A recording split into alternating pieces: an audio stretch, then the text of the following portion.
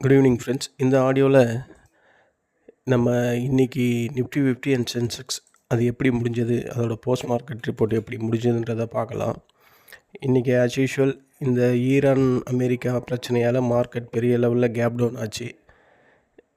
இதுதான் market gap down ஆனது. 25,645 வரையும் வந்தான். அங்கேருந்து வந்துட்டு அப்படியே ரிவர்ஸ் ஆச்சு மார்க்கெட்.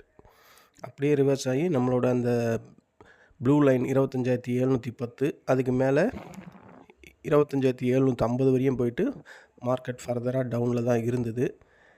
இந்த இடத்துல எங்கேயுமே நம்மளால் கால் எடுத்துருக்க முடியாது. இந்த இடம் நான் கொடுத்தது 10:30 மணிக்கு ஒரு 10:30க்கு ஒன்று கொடுத்தேன், 11 மணிக்கு ஒன்று கொடுத்தேன். இந்த இடம் வந்து கண்டிப்பாக சூஸ் பண்ணுங்கள். இந்த இடம் வந்து தொட்டுட்டு மேலே போகுது. கண்டிப்பாக அது எனக்கு தெரிஞ்ச ஒரு மார்னிங் ஸ்டார் மாதிரி இருக்குது. மார்க்கெட் ஃபர்தராக மேலே போகுன்ற மாதிரி தான் கொடுத்தேன் கால் சைடில்.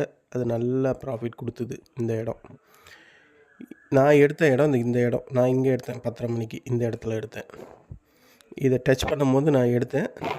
அது ஃபர்தராக நல்லா டவுன் ஆச்சு. நல்லாவே எனக்கு வந்தது. 1,300 கொடுத்தது இந்த ஒரு கேண்டிலே. அதுக்கப்புறம் இந்த கேண்டிலில் கொடுத்தேன். அதுவும் நல்லா ப்ராஃபிட் தான் வந்தது. வேறு எங்கேயும் மார்க்கெட்டில் நான் கொடுக்கல. இந்த இடம்லாம் நான் கொடுக்கவே இல்லை. அதோட சென்செக்ஸில், அதாவது இதுதான் போஸ்ட் மார்க்கெட் ரிப்போர்ட்டு. நம்ம யூஸ் பண்ண ட்ரேட் லெவல்ஸ் எல்லாம் இது கேப் டவுன் ஓப்பனிங்கு. நம்ம ஃபஸ்ட்டு ரெசிஸ்டண்ட்டுக்கு போகவே இல்லை. ஆனால் நம்மளோட ஃபஸ்ட்டு சப்போர்ட்டை மட்டும் டச் பண்ணியிருக்கான். 25,606 அதை டச் பண்ணிட்டு மார்க்கெட் ஏறிச்சு. இது வந்து நேற்று தான் ஒருத்தர் புதுசாக கேட்டிருந்தார் வாட்ஸ்அப்பில். இந்த சப்போர்ட்டு வந்து, ஆனால் அவர் நிஃப்டி 50ல் கேட்கல, சென்செக்ஸில் கேட்டிருந்தார். அதை நான் சொல்லியிருந்தேன். இதே இடத்துல சென்செக்ஸில் வந்து அதே சப்போர்ட் அது டச் பண்ணிச்சு.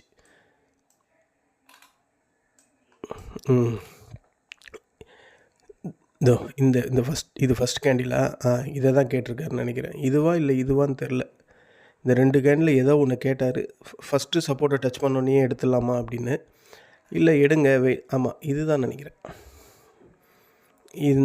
இதை தாங்க கடைசி டைம்னா 2:30 மணி. இந்த 2:30 மணி தான் அவர் கேட்டாருன்னு நினைக்கிறேன். இதை தான் அவர் இன்றைக்கி எடுத்தார். இன்றைக்கி அது ஒரு 1,400 ப்ராஃபிட் நினைக்கிறேன் அவருக்கு.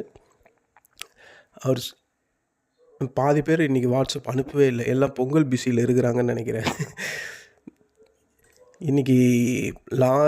இன்றைக்கி வெனஸ்டே நல்ல ஒரு ப்ராஃபிட்டபுளாக தான் முடிஞ்சுது. கண்டினியூஸாக ப்ராஃபிட்டபுளாக தான் நமக்கு வந்துக்கிட்டு இருக்குது மார்க்கெட்டில். ஏன்னா நம்ம வந்து பொறுமையாக ட்ரேட் பண்ணுறோம். அந்த சப்போர்ட் அந்த ரெசிஸ்டண்ட்டில் தான் ட்ரேட் பண்ணுறோம். அவசரப்பட்டு எங்கேயுமே எடுக்கிறதில்ல.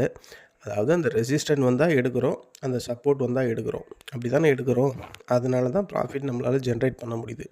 இந்த ப்ளூ லைன் நான் ஏன் போடுறேன்னு உங்களுக்கு ஆல்ரெடி சொல்லியிருக்கேன். அதுதான் பேஸ். அதை பேஸ் பண்ணி தான் நம்ம சப்போர்ட் அண்ட் ரெசிஸ்டண்ட்டை அழகாக ப்ரிடிக்ட் பண்ணலாம்.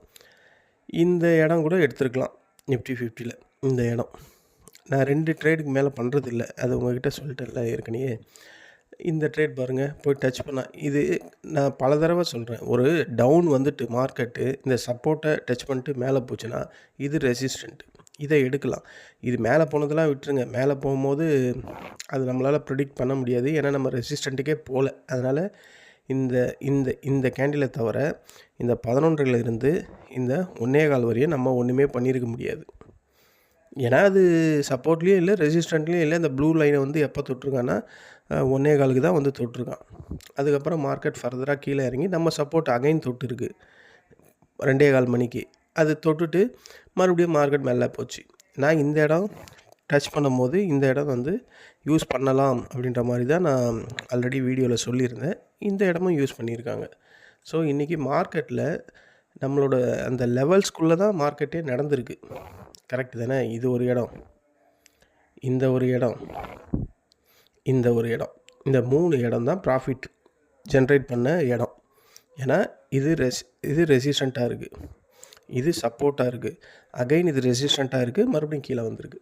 ஸோ இந்த மாதிரி இடத்துல ஒரு 500-700 ஒரு சிங்கிள் ஷேருக்கு எடுக்கலாமா? அதை டபுள் குவான்டிட்டி போட்டால் 1,500 வெரி ஈஸியாக நம்மளால் ப்ராஃபிட்டபிள் பண்ண முடியுதில்ல. இதை வச்சு தான் நான் சொல்கிறது. இதுதான் என்னுடைய சீக்ரெட்டும் கூட. ஏன்னா இப்போ நான் உங்ககிட்ட என்ன ஷோ பண்ணுறேனோ இதை வச்சு தான் நானும் ட்ரேட் பண்ணுறேன் இன்ட்ராடேயில். இதில் வேறு எந்த மாற்றமும் கிடையாது. இல்லை நான் ஏதாவது இந்த லைன்ஸை மாற்றி வச்சுட்டு பண்ணுற மாதிரி இருந்தால் கூட அடுத்த நாள் உங்களுக்கு நான் ஷோ பண்ணும்போது லைன் மாறி இருக்குது அப்படின்ற மாதிரி கம்ப்ளைண்ட் சொல்லலாம். ஆனால் அது அப்படியே தானே இருக்குது. ஆஸ் இட் இஸ் என்ன இருந்ததோ ப்ரீவியஸ் டே அதே தான் இன்றைக்கும் இருக்குது. ஸோ இந்த மாதிரி தான் நம்ம மார்க்கெட்டை ஒரு கோடு போட்டு தான் ப்ராஃபிட்டை பிடிக்க முடியும்.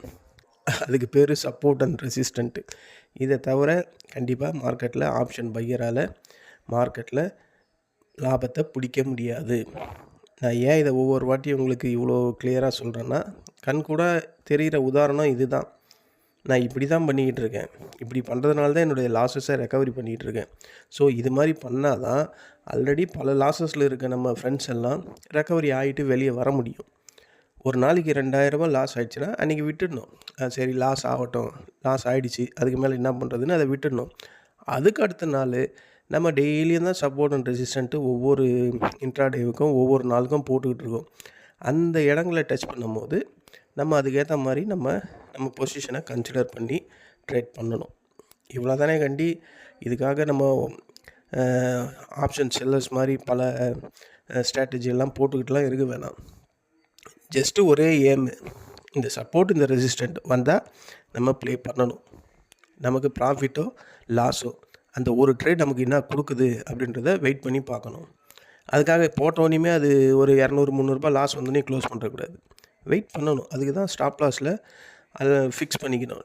இவ்வளோ அமௌண்ட்டு நான் என்னால் இன்றைக்கி இழந்தால் என்னால் சாட்டிஸ்ஃபைடாக இருக்க முடியும் அப்படின்ற அமௌண்ட்டை நம்ம ஃபிக்ஸ் பண்ணிக்கணும். அப்படி பண்ணால் மட்டும்தான் ஆப்ஷன் பையர் லாபம் பார்க்க முடியும். இப்போ ஒரு சில நேரத்துலலாம் எனக்கு 2000 நான் ஸ்டாப் லாஸ் ஃபிக்ஸ் பண்ணுவேன். அப்போ எனக்கு 1800 வந்துடும். 200 வந்து அது அங்கேருந்து ரிவர்ஸ் ஆகும். இது மாதிரி எனக்கு எவ்வளோ வாட்டி நடந்திருக்கு. ஸோ அதனால் ஃபிக்ஸ் பண்ணிவிட்டு அதை ஃபிக்ஸ் பண்ணி நான் மாற்றவே கூடாது. 1800 வந்துடுச்சு, இன்னும் ஒரு 500 1000 எக்ஸ்ட்ரா தள்ளி போடலாம் அப்படின்ட்டு போய் மேனுவலாக எடிட் பண்ணவே கூடாது. இன்றைக்கி 2000 ஸ்டாப் லாஸ் ட்ரிகர் ஆகிடுச்சா, லாஸ் வந்துதா, அதை அடுத்த நாள் நான் சம்பாதிச்சிக்க போகிறேன் அப்படின்ற அந்த மைண்ட் செட் வந்துட்டால் நம்ம அழகாக ஆப்ஷன் பையிங்கில் ப்ராஃபிட் பண்ணலாம். நான் சொல்கிறது பெரிய லெவல் ப்ராஃபிட்லாம் கிடையாது. நீங்கள் வேறு ஏதாவது பெரிய பெரிய மனக்கோட்டையெல்லாம் கட்டிக்காதீங்க. ஒரு நாளைக்கு 2000 அழகாக பிடிக்கலாம். வெயிட் பண்ணணும், கரெக்டான இடத்துல என்ட்ரி எடுக்கணும், கரெக்டான சப்போர்ட்டோ இல்லை ரெசிஸ்டண்ட்டோ பார்க்கணும், ஓஐயை செக் பண்ணணும். நமக்கு அகைன்ஸ்ட் த மார்க்கெட் இருந்தால் அந்த 2000 லாஸ் வந்தால் அதோட மார்க்கெட்டில் நம்ம எக்ஸிட் ஆகிடணும். இந்த 5 ஸ்ட்ரக்சரை ஃபாலோ பண்ணுங்கள். செக்லிஸ்ட்டை கண்டிப்பாக ஒரு நாள் ஃபெயிலியர் ஆகலாம், 4 நாளும் ஃபெயிலியர் ஆகும் அப்படின்றத நான் ஒத்துக்க மாட்டேன். ஏன்னா லைவ் எக்ஸாம்பிள் நானே இருக்கிறேன். நானும் ஒரு ஆப்ஷன் பையர்ன்றதுனால நான் அதை ஒத்துக்க மாட்டேன். ஏன்னா ஒவ்வொரு வாட்டியும் நான் இப்படி தான் பண்ணிக்கிட்டு இருக்கேன். அந்தந்த சப்போர்ட் வரும்போது, அந்த ரெசிஸ்டண்ட் வரும்போது நான் டச் பண்ணாவே எடுக்கிறேன். ரொம்ப நேரம்லாம் வெயிட்லாம் பண்ணலை. இந்த ரெசிஸ்டண்ட்டை தொடும்போது எடுக்கிறேன், இல்லை இந்த சப்போர்ட்டை தொடும்போது எடுக்கிறேன். இதை பாருங்கள், இந்த சப்போர்ட்டு இது தொட்டிருக்கு 2.25 தொட்டுட்டு மேலே தானே போயிருக்கு, கரெக்ட் தானே? அதே மாதிரி இந்த ரெசிஸ்டண்ட்டை தொட்டுட்டு கீழே தானே வந்திருக்கு. கட் பண்ணி ஸ்ட்ராங்காக வந்தால் மட்டும்தான் நான் சொல்கிறது. எப்போவுமே ஆஸ் யூஷுவல் ஒரு சப்போர்ட் லைனுக்கு மேலே ஸ்ட்ராங்காக ஒரு கேண்டில் வந்தால் அது ஃபர்தராக அப் சைடில் போச்சுன்னா அப் சைடில் போகும், டவுனில் உடச்சதுன்னா டவுன் சைடில் தான் போகும். அதுலேயும் அந்த இடத்துல சப்போர்ட் ஸ்ட்ராங்காக இருக்கணும் பார்க்கணும். அது இந்த லைனை கட் பண்ணி அங்கே ஒரு பியர் கேண்டில் வந்துடுச்சு, இனிமேல் ஃபர்தராக மார்க்கெட் கீழே தான் போகும் அப்படின்னு பிளைண்டாகவும் நம்பக்கூடாது. அந்த நேரத்தில் அதுக்கடுத்த ஸ்ட்ரைக் ப்ரைஸில் எது ஸ்ட்ராங்கான சப்போர்ட்டாக இருக்குன்னு பார்க்கணும். அந்த இடத்துல தான் எடுக்கணும். ஓகேங்களா? இது பிகினர்ஸாக இருக்கவங்களுக்கு தெரியாது. ஆனால் முக்கால்வாசி பேர் என்னுடைய இந்த சேனலில் கொஸ்டின் கேட்குறதும் இருக்கட்டும், இல்லை பார்க்குறவங்களும் ஆப்ஷன் பையிங்கில் ஃப்ரெஷர்ஸாக தான் இருக்கிறாங்க. ஸோ அவங்களுக்கு இது யூஸ்ஃபுல்லாக தான் இருக்கும். ஸோ இதுதான் ஃப்ரெண்ட்ஸ் இன்றைக்கி போஸ்ட் மார்க்கெட் ரிப்போர்ட் நிஃப்டி 50ல். சென்செக்ஸில் பார்த்தோம்னா, சென்செக்ஸ்லேயும் இன்றைக்கி நம்ம இதுதான் ஒரு நல்ல ஒரு கேப் டவுன். அது என்னுடைய ஃப்ரெண்ட்ஸு அந்த 4 பேரில் 2 பேர் இதே எடுத்திருக்காங்க. அவங்களுக்கு என்னவா ஒரு தைரியங்க, குருட்டு நம்பிக்கையா இல்லை தைரியமா, இல்லை இந்த சப்போர்ட் பாருங்களேன், வெரி எக்ஸாக்டாக தொட்டுட்டு அப்படியே ரிவர்ஸ் ஆகிருக்கு. அவங்க 9:35 எனக்கு ஒரு ஸ்னாப்ஷாட் அனுப்புனாங்க, ஃபஸ்ட் கிளாஸு சப்போர்ட் சார் அப்படின்ட்டு. அதுவும் ₹1 2 இல்லைங்க ப்ராஃபிட்டு, 3700 எடுத்திருக்காங்க 2-3 குவான்டிட்டி ஒரே அட்டெம்ப்டில். எனக்கு கூட அந்த அளவுக்கு தைரியம்லாம் இருக்காது. ஃபஸ்ட் அட்டெம்ப்ட்லேயே வந்து அவன் அது இந்த சப்போர்ட்டை உடச்சிட்டு கீழே போயிட்டோன்னா என்ன ஆகும்? நான் அதெல்லாம் திங்க் பண்ணுவேன். அவங்க அதெல்லாம் திங்க் பண்ணுறாங்களா இல்லையான்னு எனக்கு தெரியல. நம்ம எதையும் சொல்லவும் முடியல. நம்ம அந்த சப்போர்ட்டுன்னு போடுறோம். ஆனால் அந்த சப்போர்ட்டை அதுதான் தைரியம் தான் வேணும். தைரியமாக பண்ணுறாங்க. தைரியத்துக்கான பரிசு தான் இது. நேற்றும் அதே மாதிரி தான் பண்ணாங்க. ஃபஸ்ட் அட்டெம்ப்ட்டு ரெசிஸ்டண்ட்டை தொட்டுட்டு இறங்குச்சு. இன்றைக்கி அதே மாதிரி ஃபஸ்ட் அட்டெம்ப்ட்டு சப்போர்ட்டை தொட்டுட்டு மேலே போயிருக்கு. நேற்று இங்கே வந்தது இதோ இந்த கேண்டில், இன்றைக்கி இந்த கேண்டில் பாருங்கள். சென்செக்ஸில் ப்ளே பண்ணுறவங்களோட தைரியத்தை. மொத்தத்தில் எப்படியும் நல்ல ப்ராஃபிட். ஒரே ஒரு ட்ரேட் தான் பண்ணியிருக்காங்க. அதாவது லாட்டு 3 போட்டிருக்காங்க போல இருக்குது. 3 லாட்டு நல்ல ஒரு ப்ராஃபிட் வந்தோடனே க்ளோஸ் பண்ணிருக்காங்க. 9:38க்கு என்னமோ ஒரு ஸ்னாப்ஷாட் வந்து அதுக்குள்ளே யாரா ப்ராஃபிட் பண்ணதுன்னு பார்த்தா சென்செக்ஸில். ஸோ இந்த மாதிரி ப்ராஃபிட் பண்ணுறாங்க நம்ம ஃப்ரெண்ட்ஸ் சர்க்கிளில் இருக்கவங்க. அதுக்கப்புறம் சென்செக்ஸ் வந்து நம்ம சப்போர்ட்டை தொடவே இல்லை. அதுக்கப்புறம் எப்போ வந்து தொட்டான்னா 1.45க்கு தான் வந்து தொட்டான். அது வரையும் மேலேயே கீழே இறங்கிட்டு மேலே போச்சு, கீழே இறங்கிட்டு மேலே போச்சு. ஆனால் எனக்கு சென்செக்ஸில் இன்றைக்கி பெரிய லெவலில் விளையாட்டுலாம் இருந்த மாதிரி தெரியல. இது பாருங்கள், இந்த ஒரு இடம் இருந்தது. அதுக்கப்புறம் இந்த 9 இருந்து இந்த 1 மணி வரையும் ஒரு லைட்டாக இறங்கினா ஒரு 100 பாயிண்ட்டுக்கு, அதே 100 பாயிண்ட்டுக்கு மேலே போச்சு. அதுக்கப்புறம் அந்த 1 மணிக்கு மேலே தான் நல்லா ஓரளவுக்கு விளையாட்டிலிட்டி அதிகமாக இருந்தது. காரணம் என்னென்னா, இப்போது இந்த யூஎஸ் ஈரான் பிரச்சனை. அங்கே அநேகமாக அமெரிக்கா வந்து ஈரானில் சண்டை போடுற மாதிரி தான் ட்ரம்ப்பு அனௌன்ஸ் பண்ணிட்டாரு. உதவி வந்துக்கிட்டு இருக்குது அப்படின்ட்டு. ஸோ கண்டிப்பாக நடக்கும். அப்படி ஈரானை வந்து அமெரிக்கா சண்டை போடும்போது சைனாவும் ரஷ்யாவும் பார்த்துக்கிட்டு இருக்குமா அப்படின்னு ஒரு கேள்வி. ஏன்னா சைனாவும் ரஷ்யாவும் ஈரானுக்கு ரொம்ப க்ளோஸ் ஃப்ரெண்டு. அது என்ன ஆகும்னு தெரில. எனக்கு தெரிஞ்சு பெரிய லெவலில் பிரச்சனையை கொண்டு போயிடுவாங்களோன்னு தோணுது. சரி, அது அரசியல், விட்டுருவோம். இன்றைக்கி வேறு நமக்கு யூஎஸ்ஏலேருந்து அவங்களோட சுப்ரீம் கோர்ட் வந்து இன்றைக்கி ஜட்ஜ்மெண்ட் கொடுக்குது. அந்த டேரிஃப் வந்து எனக்கு தோன்றதை சொல்கிறேன். அந்த டேரிஃப் வந்து மறுபடியும் போஸ்ட்பான் தான் பண்ணுவாங்க. ஏன்னா டைரெக்டாக ஒரு அதிபரை வந்து அவங்க டைரெக்டாக எதிர்க்க முடியாது. அப்போ என்ன பண்ணுவாங்கன்னா, இந்த கேஸை மறுபடியும் போஸ்ட்பான் பண்ணுவாங்க. போஸ்ட்பான் பண்ணுறாங்க அப்படின்னாவே அது ட்ரம்ப் வந்து இல்லீகலாக பண்ணுற மாதிரி தான் நான் ஃபீல் பண்ணுறேன். இல்லை அதிபருக்கு ஏதாவது பவரை குறைக்கிறாங்களோ என்னவோ தெரியல. ஏற்கனவே இந்த கீழவை நீதிமன்றம் அப்படி தான் சொல்லியிருக்கு, அதிகப்படியாக அதிகாரங்களை மேற்கொள்கிறாங்க அப்படின்ற மாதிரி. இப்போ உச்ச நீதிமன்றத்துக்கு போனதுக்கப்புறம் அவங்க அதை கண்டிப்பாக மேற்கோள் காட்டுவாங்க. ஏற்கனவே இந்த மாதிரி கீழவை நீதிமன்றத்தில் ஜட்ஜ்மெண்ட் வந்திருக்கு. ஏன் அதிபர் வந்து இந்த மாதிரி அடாவடித்தனம் பண்ணுறாரு அப்படின்ற மாதிரி ஏதாவது தீர்ப்பு வந்தால் நல்லாயிருக்கும். ஒருவேளை அது நல்ல ஒரு நான் சொன்ன மாதிரி பாசிட்டிவாக இருந்ததுன்னா, போஸ்ட்பான் பண்ணுற மாதிரி இருந்தால், இல்லை இந்த டேரிஃப் எல்லாம் செல்லாது அப்படின்னு கவர்மெண்ட் சொன்னால், இந்த டேரிஃப் செல்லாதுன்னு அப்படின்னு சுப்ரீம் கோர்ட் சொல்லாதுன்னு தான் எனக்கு தோணுது. ஏன்னா அது டைரெக்டாக அதிபரையே தாக்குற மாதிரி இருக்குது. போஸ்ட்பான் தான் பண்ணுவாங்க அப்படின்ற மாதிரி நான் திங்க் பண்ணுறேன். பார்க்கலாம், எது இருந்தாலும் நமக்கு தெரிஞ்சிடும் இன்றைக்குள்ளே. நாளைக்கு நமக்கு மார்க்கெட் வேறு லீவு. இந்த மார்க்கெட் திடீர்னு லீவ் விட்டது கூட இதுவும் ஒரு காரணமாக இருக்குமோன்னு எனக்கு தோணுது. ஏன்னா நாளைக்கு மும்பையில் எலெக்ஷன் வர்றதுன்னு இந்த செபி, இந்த என்எஸ்சி, பிஎஸ்சிக்கெல்லாம் 2 நாளைக்கு முன்னாடி தான் தெரியுமா என்ன? தெரியல எலெக்ஷன் வரப்போகுது அப்படின்னு. 1 மாதத்துக்கு முன்னாடி, 2 மாதத்துக்கு முன்னாடி. இந்த டேட்டும் இந்த கோர்ட்டு டேட்டும் ஒன்றா இருக்கிறதுனால திடீர்னு லீவ் விட்டாங்களோன்னு தோணுது. ஏன்னா மார்க்கெட் ஏதாவது கந்தல் கோலம் ஆகிடுமோ அப்படின்ட்டு ஒரு நாள் லீவ் விட்டு பார்த்துடலாம் அப்படின்னு கவர்மெண்ட்டு டிசைட் பண்ணிச்சோ என்னவோ தெரியல அப்படின்னு எனக்கு தோணுது. நான் எல்லாத்தையும் அப்படியே லிங்க் பண்ணி பார்ப்பேன். கரெக்டாக கோர்வையாக வர மாதிரி இருந்தால் இது கோர்வையாக வருது, அதனால் அதை லிங்க் பண்ணிட்டேன் இங்கே. ஏன்னா அப்படி தானேங்க நடந்தது. எனக்கு மண்டே வரையும் வியாழக்கிழமை லீவுன்றதே எனக்கு தெரியாது. கவர்மெண்ட்டு திடீர்னு செவ்வாய்க்கிழமையே என்னமோ லீவு சொல்லியிருக்கு மண்டே நைட்டில். ஏன் அதுக்கு முன்னாடி கேலண்டர் இயருக்கு எப்பப்போ லீவ் வருது, என்னென்ன வருதுன்னு போடுற கவர்மெண்ட்டு வியாழக்கிழமை வந்து மும்பையில் வந்து எலெக்ஷன் வருது அப்படின்றது தெரியாமையாக இருக்கும். ஒரு வேளை தெரியாமல் கூட இருக்கலாம். அதை பற்றி நமக்கு ஒன்றும் தெரியல. இது எனக்கு தோணுச்சு, அதனால் சொன்னேன். சென்செக்ஸில் அதுதான். சென்செக்ஸில் வேறு இந்த ஒரு இடம் தான் அவர் கேட்டது, இந்த இடம் தான்.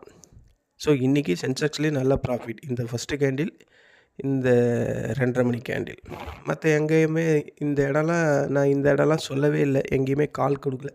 இந்த ஒரு இடம், இந்த ஒரு இடம் மட்டும்தான். இதுவும் அவர் கேட்டார், கடைசி நேரத்தில் கேட்டதுனால இதை சொன்னேன். கண்டிப்பாக அந்த சப்போர்ட்டுக்கு மேலே க்ளோஸ் ஆச்சுன்னா தைரியமாக அடித்து பாருங்கன்னு. அது நல்லாவே மேலே போச்சு. இதுக்கு ஆக்சுவலி என்கல்ஃபிங், புல்லிஷ் என்கல்ஃபிங். அதனால் ஃபர்தராக அது இன்னும் மேலே தான் போகன்னு. ஆனால் ரெசிஸ்டன்ஸ் ஸ்ட்ராங்காக இருக்கிறதுனால அது ஃபர்தராக அங்கேருந்து இறங்கிடுச்சு. இதுதான் இங்கே நடந்திருக்கு. இதுவே நார்மல் டே க்ளோஸ் ஆகிற டைம் இல்லாமல் ஒரு 10-10:30 மணிக்கு இந்த மாதிரி ஒரு என்கல்ஃபிங் வந்து அடுத்த கேண்டில் வந்துன்னா இதெல்லாம் உடச்சிக்கிட்டு மேலே போயிட்டுருக்கோம். இது பல தடவை நடந்திருக்கு இந்த மாதிரி. இதோ இந்த கேண்டில், இதே கேண்டில் தான் இங்கேயே வந்திருக்கு. அதுக்கப்புறம் மார்க்கெட் சல்லுன்னு மேலே போயிடுச்சா. இது வந்தது 2:30 மணி, இதுவும் 2:30க்கு தான் வந்திருக்கு. ஸோ இந்த 2:30 மணியில் ஏதோ நடக்குதுங்க மார்க்கெட்டில். இது ஒரு 2:30 மணி, இது ஒரு 2:30 மணி, இதெல்லாம் ஒரு எப்போ வந்திருக்கு, இதெல்லாம் இல்லை. இது ஒரு 2:30 மணி, இது 1:30 மணி, இது ஒரு 2:30 மணி. ஸோ 2:30 மணிக்கு நோட் பண்ணி வச்சிங்க. மார்க்கெட்டு ஆட்டோமேட்டிக்காக சரியான ஒரு பவுன்ஸ் ஆகுது. 3 நாளும் நான் பார்க்குறேன். 3 நாளும் 2:30 மணிக்கு மார்க்கெட்டு ஒரு பெரிய என்கல்ஃபிங் கேண்டில் வருது. சரி ஃப்ரெண்ட்ஸ், இதுதான் இன்றைக்கி post market report Nifty 50 and சென்செக்ஸில். ஆஸ் யூஷுவல் இன்றைக்கி எஃப்ஐ செல்லிங்கில் தான் இருப்பாங்க, அதில் எந்த டவுட்டும் இல்லை. மார்க்கெட்டில் நல்ல நியூஸுன்ட்டு எதுவுமே இல்லை. வேறு யாரோ 2 பேருக்கு சண்டை, என் வீட்டில் இன்றைக்கி கரண்ட் இல்லை அப்படின்ற மாதிரி தான். 2 நாடு கண்ட்ரிக்குள்ளே அடிச்சிக்கிறாங்க. ஆனால் இந்தியன் மார்க்கெட்டு இறங்கிட்டு இருக்குது. ஆனால் வேர்ல்டு மார்க்கெட்லாம் பார்த்தா நிக்கி பாருங்கள் 792 பாயிண்ட்டு ப்ளஸ்ஸு. அவன் சைனா 152 பாயிண்ட்டு. ஷாங்காய் மட்டும் இறங்கியிருக்கு. நம்ம என்எஸ்சி நிஃப்டி, பிஎஸ்சி, சென்செக்ஸு எல்லா மார்க்கெட்டும் ஏறினாலும் இவனுங்க 2 பேர் எப்போவுமே இறங்குற வேலை தான். நேற்று உலக அதிசயமாக டவ்வு 400 பாயிண்ட்டுக்கிட்ட இறங்கியிருக்கு. ஏன்னா அந்த பிரச்சனை, ஈரான்ஸ் யூஎஸ்ஏ பிரச்சனை. அப்புறம் எஸ்என்பி இறங்கியிருக்கு, நாஸ்டாக் கம்போசிட் இறங்கியிருக்கு. மற்றது எல்லாமே ஏறி இருக்குது. கோல்டு பார்த்தா, கோல்டு இனி இந்த ஈரான், அமெரிக்கா, ரஷ்யா, சைனா சண்டை வந்ததுன்னா கண்டிப்பாக கோல்டு போயிடும். 5000 ரூபா அவுன்ஸ் போயிடும் டாலரில். வேறு வழியே கிடையாது. சில்வரும் ஏறிடும், காப்பரும் ஏறிடும். இப்போ டவ் ஃபியூச்சர் என்ன ட்ரேட் ஆகுது, 108 பாயிண்ட்டு மைனஸில் இருக்குது. Nasdaq composite 133 point. இன்றைக்கி அந்த நியூஸ் வந்ததுக்கப்புறம் கவர்மெண்ட்டுக்கு அகெயின்ஸ்டாக நியூஸ் போஸ்ட்போன் பண்ணால் நாஸ்டாக் இந்த டவ் ஃபியூச்சர்லாம் இன்னும் ஃபர்தராக இறங்கும். அது நமக்கு பாசிட்டிவாக இருக்கும். ஆனால் இவங்க மார்க்கெட்லாம் இறங்குனா நம்ம மார்க்கெட்டும் கூட சேர்ந்து தான் இறங்கும். என்ன ஆகுதுன்ட்டு நம்ம வெள்ளிக்கிழமை பார்க்கலாம். இந்த வீடியோ உங்களுக்கு பிடிச்சிருந்தா என்னுடைய சேனலை சப்ஸ்கிரைப் பண்ணுங்கள், லைக் பண்ணுங்கள். உங்கள் ஃப்ரெண்ட்ஸ் அண்ட் ரிலேட்டிவ் ஃபார்வர்ட் பண்ணி அவங்களையும் சப்ஸ்கிரைப் பண்ண சொல்லுங்கள். இனிய ஹாப்பி பொங்கல். எல்லோருக்கும் பொங்கல் நல்வாழ்த்துக்கள். நன்றி, வணக்கம். நம்ம வெள்ளிக்கிழமை மீட் பண்ணலாம்.